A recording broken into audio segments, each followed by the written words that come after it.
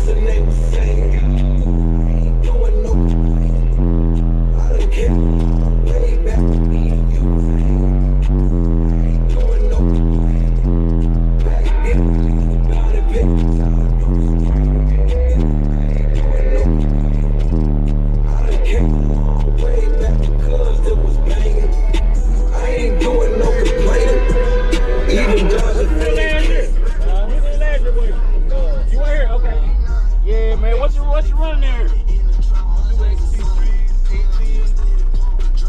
Running a Crossfire 16K on 190 amp hour battery. Crossfire turns into doom. ESAC factory alternator. That's about it. Man, let them know where they can find you on social media anywhere. Are you online anywhere? Well, you can find me at Team Still Louder.